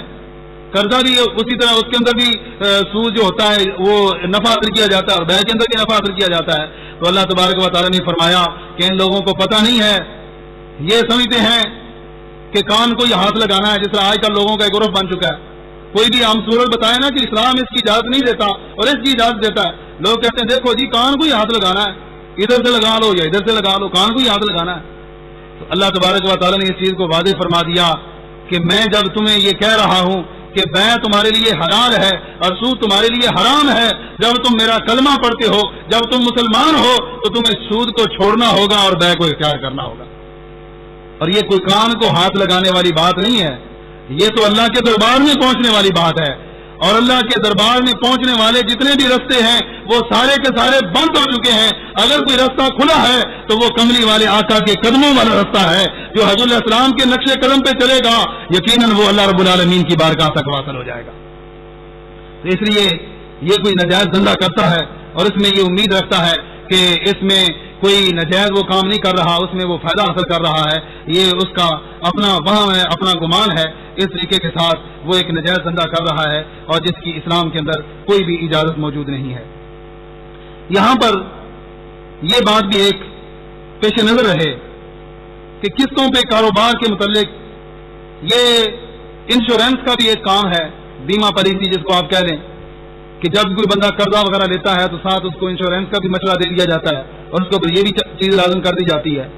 تو جب قسطوں کا کاروبار یہ جو بینکوں کے ذریعے ہوتا ہے, جب یہی نجائز ہے اور اس کے اوپر جو وہ اضافی شرط لگا رہے ہیں, جو انشورنس کا نام دے رہے ہیں, بیمہ پالیسی کا نام دے رہے ہیں, تو وہ بطریق اولا نجائز ہو جائے گا. اور جس کے نجائز ہونے پہ تو علماء اکرام نے مستقل کتابیں لکھی اور لوگوں کو آگاہ کیا کہ یہ بیمہ پالیسی یہ کوئی اسلام کے مطابق نہیں بلکہ یہ ایک سودی کاروبار ہے جس کی اسلام نے کبھی بھی اجازت نہیں دی ہے. علامہ غلام رسول سعیدی صاحب کی جو شرح صحیح مسلم ہے اس کے اندر تقریباً 200 صفحات انہوں نے بیمہ پالیسی کے اوپر لکھے ہیں اور اس کی ساری صورتیں انہوں نے نجائز قرار دی ہیں. لہذا قسطوں کے کاروبار میں کوئی اس طرح کی شرط لگاتا ہے انشورنس کی تو یہ بھی ساری نجائز صورتیں ہوں گی اور اسلام کے اندر اس کی ذرا برابر گنجائش نہیں ہوگی. اب اس مختصر سے خاکے میں آپ حضرات نے جو چیزیں سمجھی ہیں ان کا یہ لب لباب ہوگا کہ جب بندہ اسلام کے قانون کے مطابق کوئی چیز فروخت کرے اور فروخت کرنے کے بعد اپنے گاہک کو اس کے اوپر قبضہ بھی دے دے اور قبضہ دینے کے بعد کوئی کس چھانٹ ہونے پر اس سے وہ اضافے کا مطالبہ نہ کرے اور اس کے اوپر کوئی جرمانہ نہ لگائے تو یہ صورت بالکل جائز ہے, اسلام کے مطابق ہے. اور اگر وہ مالکانہ حقوق بھی اس کو نہیں دے گا اور اگر کس کے چھانٹ ہونے پر اس کا کے اوپر کوئی اضافی جرمانہ لگا دے گا, یہ صورت ناجائز ہوگی جس کی اسلام کے اندر قطعاً کوئی اجازت نہیں ہے. اب اس سلسلے میں آپ حضرات نے قسطوں پر یہ جو مختلف صورتیں سماعت فرمائی ہیں, اس میں ایک چیز فقہاء کرام نے ہمارے سامنے یہ بھی بیان فرمائی ہے حبس کے لحاظ سے کہ جب کوئی بندہ کوئی چیز ادا نہیں کرتا, قسطیں وہ ادا نہیں کرتا, تو کیا اس چیز کو واپس لیا جا سکتا ہے یا نہیں لیا جا سکتا. یعنی ایک بندے نے موٹر سائیکل خریدی ہے, موٹر سائیکل خریدنے کے بعد اس کی قسطیں ادا نہیں کرتا, تو کیا بیچنے والا جو ہے وہ اس کی موٹر سائیکل کو واپس لے سکتا ہے یا نہیں لے سکتا. اس کے بارے میں فقہ حنفی کا بڑا ایک معتبر فتاویٰ ہے جس کو فتاویٰ ہندیہ کہا جاتا ہے, 500 علماء کرام نے مل کر جسے مرتب کیا. اس کے اندر یہ چیز موجود ہے کہ اگر یہ کاروبار نقد ہو رہا ہے تو نقد کی صورت میں تو بائع کو یہ اختیار حاصل ہے کہ وہ اس وقت اپنی چیز دے جب وہ اس پہ پیسے وصول کر لے. نقد کی صورت میں یہ اختیار حاصل ہے کہ اس وقت اپنی چیز ادا کرے کہ جس وقت وہ سارے پیسے وصول کر لے. لیکن جس وقت ادھار بیچے گا, فتاویٰ ہندیہ کے اندر, مبسوط سختی کے اندر, دیگر فقہ حنفی کی کتابوں میں موجود ہے کہ جب کوئی بندہ ادھار اپنی چیز دے رہا ہو تو اس وقت وہ چیز جو اس نے ادھار دے دی ہے اگر قسطیں ادا نہیں کی جاتی تو وہ چیز اسے واپس نہیں لے سکتا.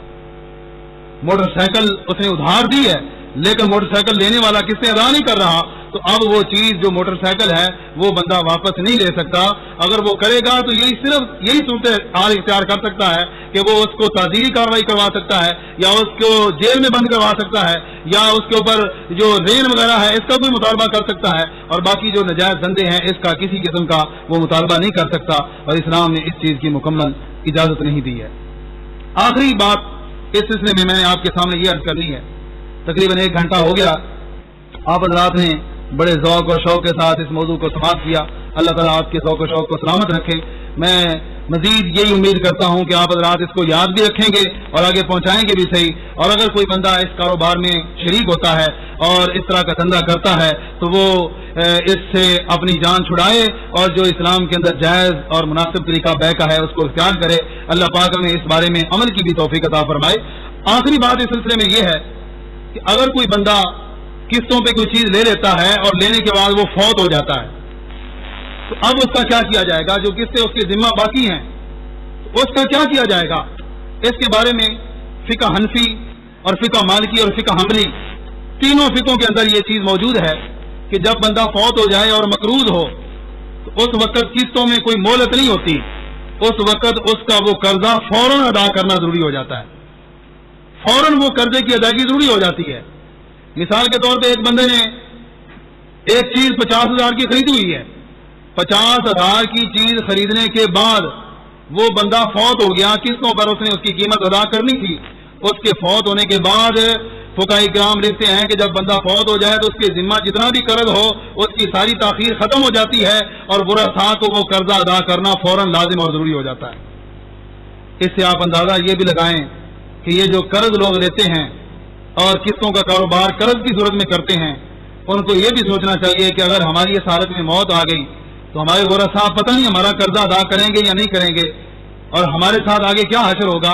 اس لیے میں آپ سے بار بار یہ عرض کر رہا ہوں کہ بہتر صورتحال یہی ہے کہ اس ادھار سے بچا جائے, اس قرض سے بچا جائے. نقد پیسے پاس موجود ہیں تو چیز لے لیں, اگر نقد موجود نہیں ہے تو ادھار سے بچیں. لیکن دل فرض پھر بھی کوئی مجبور ہو کر یہ کرتا ہے تو اس صورت میں کرے کہ اس کو یقین حاصل ہو کہ میں یا تو خود قسطیں ادا کر دوں گا, اور خود ادا نہ بھی کر سکا تو میرے ورثاء جو ہیں وہ یقیناً اس کی ادائیگی کر دیں گے.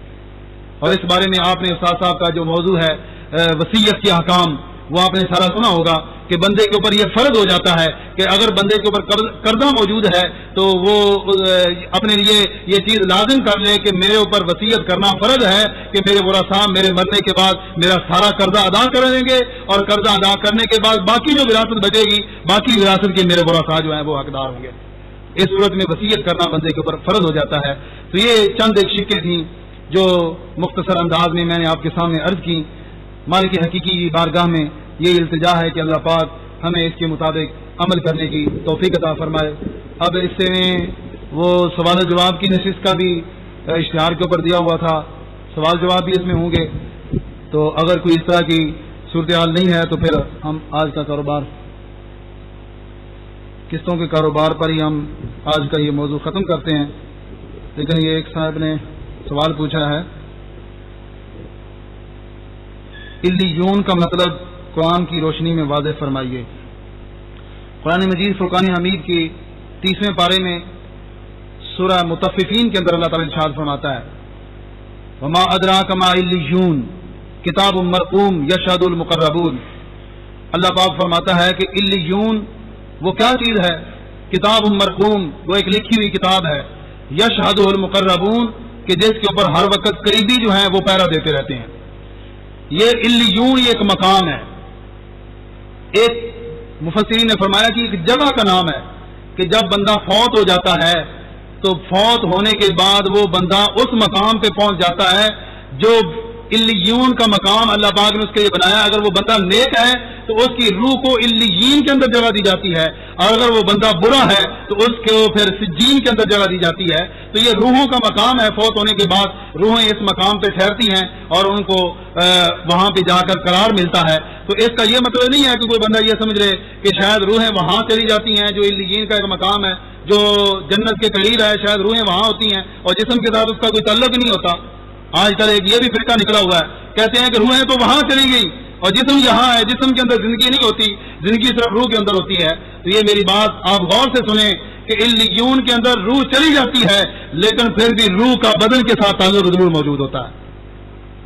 روح کے ساتھ بدن کے ساتھ روح کا تعلق آپس میں موجود ہوتا ہے. نبی علیہ السلام ارشاد فرماتے ہیں کہ جب بندہ فوت ہو جاتا ہے تو اس وقت فرشتے آتے ہیں, وہ اس کو اٹھا کے بٹھاتے ہیں, اس سے سوالات کرتے ہیں. تو اگر روح کا جسم کے ساتھ تعلق ہی نہیں ہے تو وہ بٹھاتے کہتے ہیں, پھر سوالات کہتے ہیں, جوابات کہتے ہیں. یا بندہ جب سلام پیش کرتا ہے قبور کو جا کر اہل قبور کو سلام پیش کرتا ہے تو وہ جواب کیسے دیتے ہیں؟ تو پتہ چلا کہ ان روحوں کا ان قبر والوں کے ساتھ تعلق بھی ہوتا ہے اور نیک روحوں کا علیین کے اندر بھی مقام ہوتا ہے۔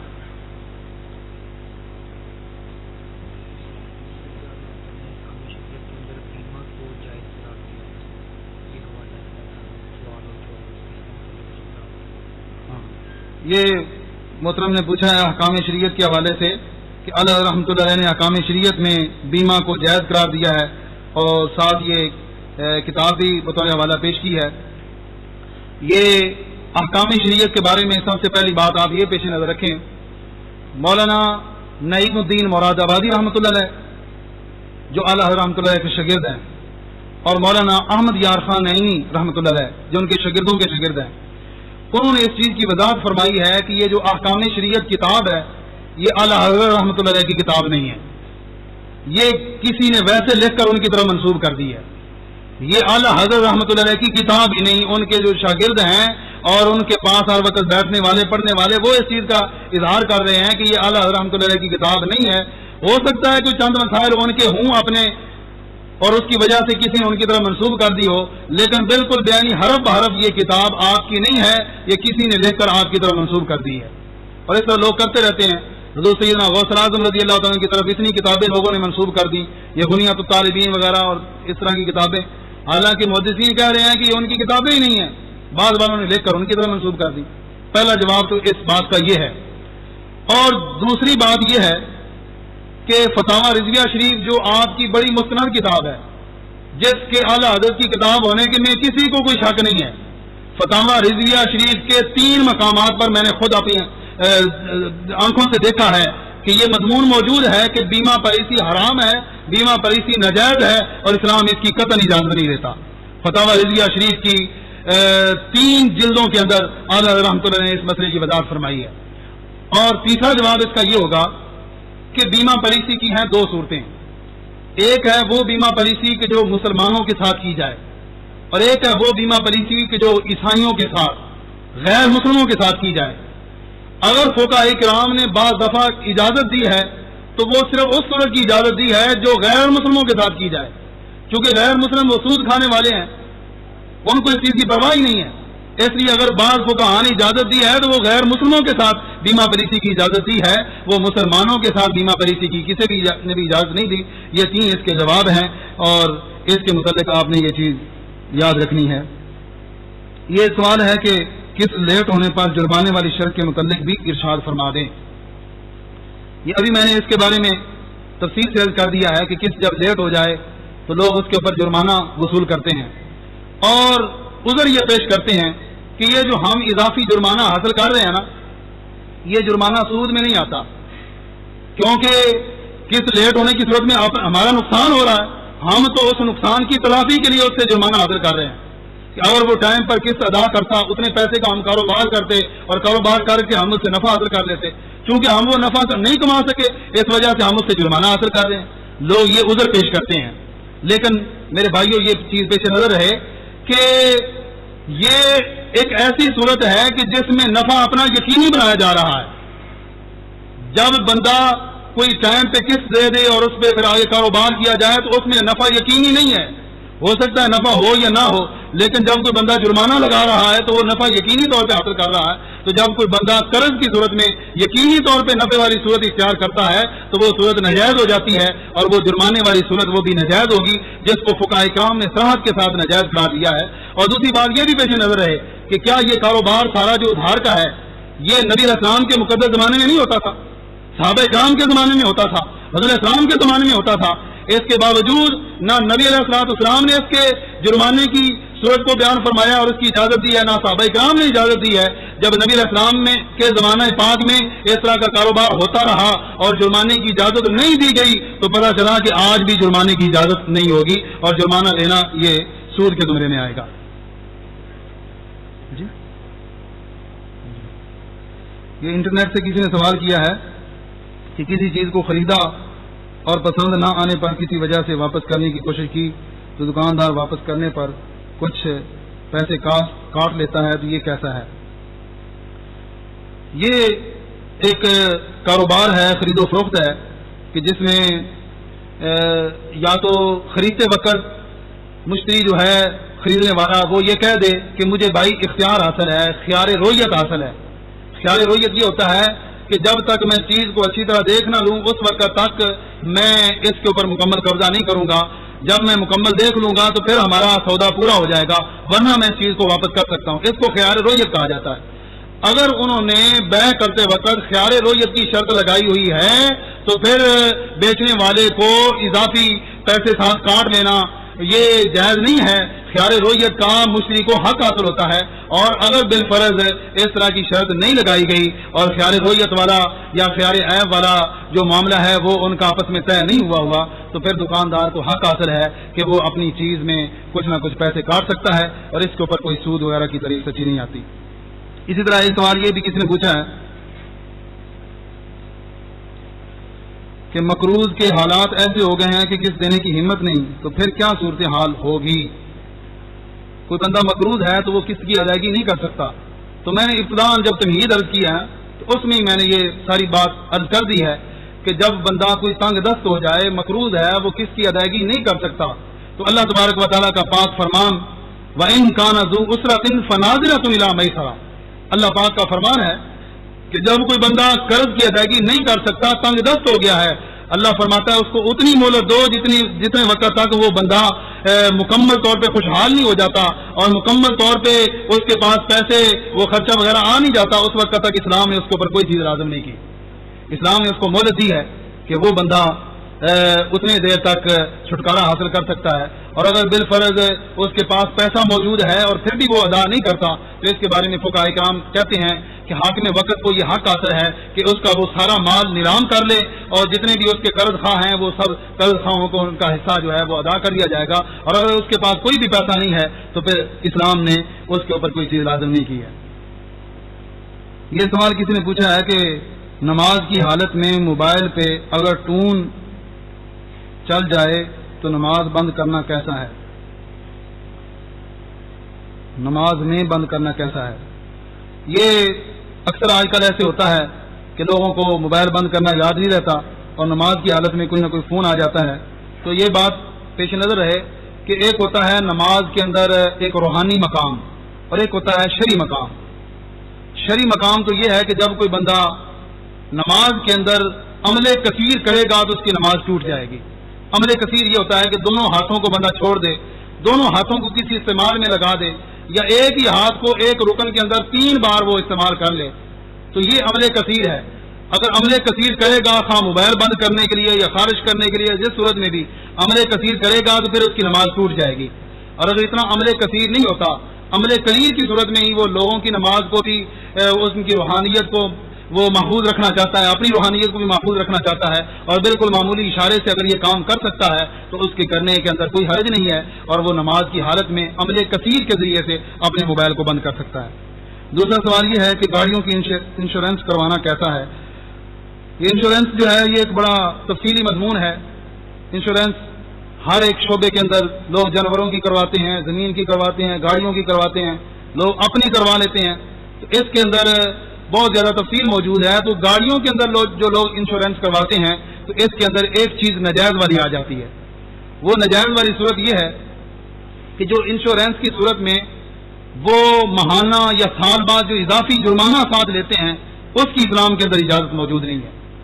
کیونکہ جو حادثہ ہوتا ہے وہ تو ایک قدرتی آفت ہے، پتہ نہیں وہ آئے گا یا نہیں آئے گا۔ حادثہ نہ آنے کی صورت میں انہوں نے اپنا جرمانہ پورا وصول کرنا ہوتا ہے، تو یہ ایک جرمانہ جو ادھار کے اندر لیا جا رہا ہے اضافی جرمانہ، اس کی اسلام کے اندر اجازت نہیں ہے۔ اگر شروع سے یہ طے کر لیں کہ ہم نے یہ چیز اتنے کی آپ کو بیچ دی ہے اور اتنی قیمت آپ نے اتنے میں ادا کرنی ہے، اتنے سالوں میں اتنے مہینوں میں آپ نے ادا کرنی ہے، شروع سے یہ بات طے کر لیں اور پھر اس کے اندر کوئی کمی زیادتی نہ کریں یا ماہانہ یا سالانہ اس کے اندر اضافہ نہ کریں تو پھر اس کی اسلام نے اجازت دی ہے، اور وہ انشورنس کا کام جو ہے وہ ناجائز نہیں ہوگا۔ اگلا سوال یہ ہے کہ کیا روزے کی حالت میں انجیکشن لگوانا جائز ہے؟ انجیکشن کے بارے میں فقہاء کرام نے 2 صورتیں بیان فرمائی ہیں۔ ایک ہے گوشت کے اندر انجیکشن لگوانا، اور ایک ہے یہ جو رگ ہوتی ہے خون والی یا خوراک والی رگ کے اندر انجیکشن لگوانا۔ رگ کے اندر جو انجیکشن لگوایا جاتا ہے اس کے بارے میں فقہاء کرام فرماتے ہیں کہ روزہ بندے کا ٹوٹ جاتا ہے، کیونکہ رگوں کا جو ہے وہ بندے کے معدے کے ساتھ پیٹ کے ساتھ تعلق ہوتا ہے. تو جب بھی کوئی چیز بندے کے جسم میں وہ معدے میں چلی جائے، پیٹ میں چلی جائے، خواہ جس ذریعے سے بھی جائے، تو اس سے بندے کا روزہ ٹوٹ جاتا ہے. اور اگر وہ گوشت کے اندر لگواتا ہے اور وہ بھی انتہائی مجبوری کی حالت میں، مجبوری کے بغیر لگوانا تو بالکل ہی جائز نہیں ہے نا. کوئی کسی کو مجبوری ہے اور وہ گوشت کے اندر انجیکشن لگوا لیتا ہے تو اس کے اندر کوئی حرج نہیں ہے، کیونکہ گوشت کی صورت میں وہ جو انجیکشن کا اثر ہے یا اس کی جو دوائی ہے وہ پیٹ کے اندر نہیں جائے گی اور اس کی وجہ سے وہ روزہ اس کا نہیں ٹوٹے گا، روزہ اس کو برقرار رہے گا. اعلان سماعت فرمائیں. کل انشاءاللہ العزیز قائد محترم محقق اسلام ڈاکٹر محمد اشرف آصف جلالی صاحب آپ تشریف لائیں گے اور خطاب فرمائیں گے. ہمارے آج کے پروگرام کے میزبان جناب حافظ محمد فرق شہزاد سیالوی صاحب ہیں. انہوں نے یہ پروگرام شیخ الاسلام حضرت خواجہ پیر قمر الدین سیالوی صاحب رحمۃ اللہ تعالی علیہ ان کے بلندی درجات کے لیے اور ان کے صالح ثواب کے لیے اور اپنے دادا جان اور عزیز و اقارب کے صالح ثواب کے لیے آج کے پروگرام کی میزبانی کا شرف حاصل کیا ہے. اور قبر اور بت میں فرق، یہ قبلہ ڈاکٹر صاحب نے جو بیان فرمایا تھا جس دن بہت شدید بارش تھی، یہ اس دن کی ریکارڈنگ جو ہے وہ آ چکی ہے. اور شرمگاہ کی حفاظت، یہ دونوں پروگراموں کی ریکارڈنگ کی CD باہر اسٹال پر موجود ہے، یہ ذاتی دفعہ خرید فرمائیں.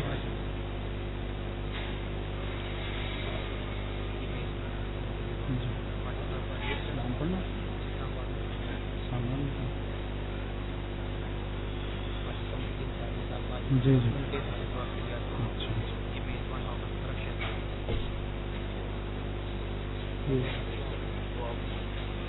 دعا فرمائیں. اللهم صل على سيدنا ومولانا محمد وعلى آل سيدنا ومولانا محمد وبارك وسلم. ربنا فاغفر لنا ذنوبنا وكفر عنا سيئاتنا وتوفنا مع الابرار. یا الہ الامین، محبوب پاک صلی اللہ علیہ وسلم کی عظیم مرتبہ کے طفیل ہماری اس حاضری کو شرف قبولیت عطا فرما. اے اللہ تمام حاضرین کے صغیرہ کبیرہ گناہوں کو معاف فرما. اے اللہ سب کے حال پہ کرم فرما، فضل فرما، رحمت فرما. اے اللہ اپنے حبیب علیہ الصلوۃ والسلام کے طفیل جتنے بھی سامعین دور دراز سے قرب و جوار سے چل کے آئے ہیں، اللہ سب کو قدم قدم پہ لاکھوں ثواب عطا فرما، سب کو حظ غافر عطا فرما. اے اللہ اپنے محبوب پاک صلی اللہ علیہ وسلم کے طفیل ہم سب کے جتنے بھی گناہ ہو چکے ہیں، جتنی بھی غلطیاں ہیں، خطائیں ہیں، اللہ مغفرت کا اشرا اپنے محبوب کے صدقے ہماری ساری غلطیوں کو معاف فرما اور آئندہ ہمیں ہر قسم کی نیکی کرنے کی توفیق عطا فرما، ہر قسم کی برائی سے بچنے کی توفیق عطا فرما. اے اللہ خصوص بالخصوص آج کے اس پروگرام میں جنہوں نے انتظام کیا وہ محترم جناب فرق شہزاد صاحب سیالوی دامت برکاتہم القدسیہ، وہ دعا کروانا چاہتے ہیں حضرت خواجہ قمر الدین سیالوی رحمۃ اللہ علیہ جن کا آج عرس مبارک ہے. اے اللہ ہم سب دعا کرتے ہیں کہ حضور خواجہ شمس الاسلام خواجہ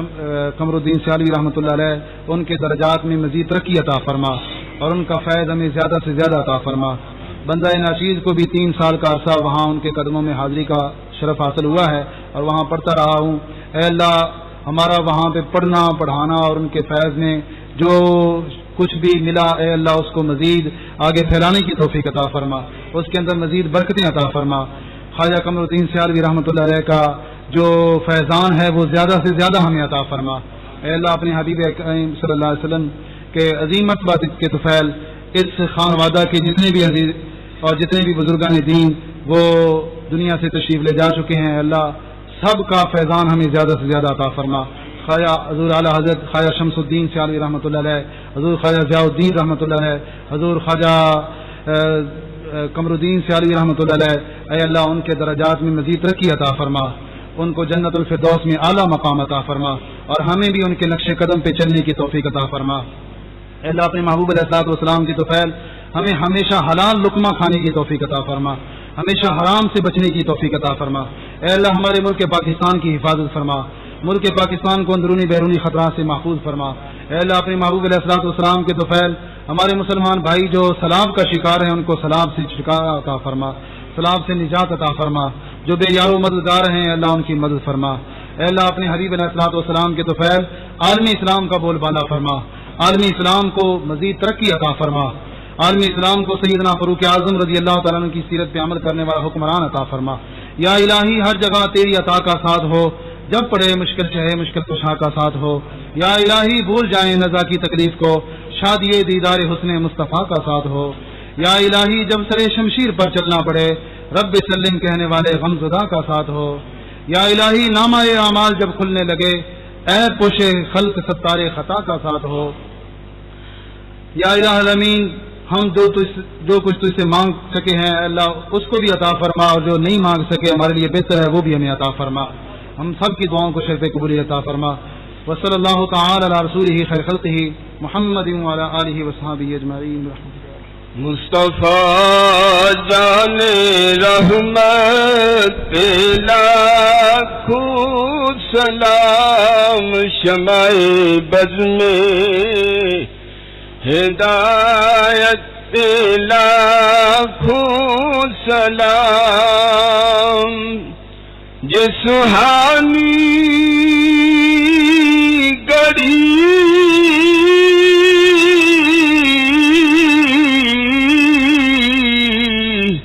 چمکتے کا چاند، یہ سہانی گڑی چمکتے کا چاند، اس دل افروزی ساعت لاکھ سلام. مصطفیٰ جان رحمت لاکھوں سلام، شمع بز میں لاکھوں سلام. شب اسرا کے دولا دائم درود، شب اسرا کے دولا پہ دائم درود. نوشائے بز میں جنت لاکھوں سلام. مصطفیٰ جانے لاکھوں سلام. شمع بز میں ہدایت کو سلام. دل سمجھ سے ورا ہے مگر یوں کہوں، دل سمجھ سے ورا ہے مگر یوں کہوں. چاہے راز وحدت لاکھوں سلام. مصطفیٰ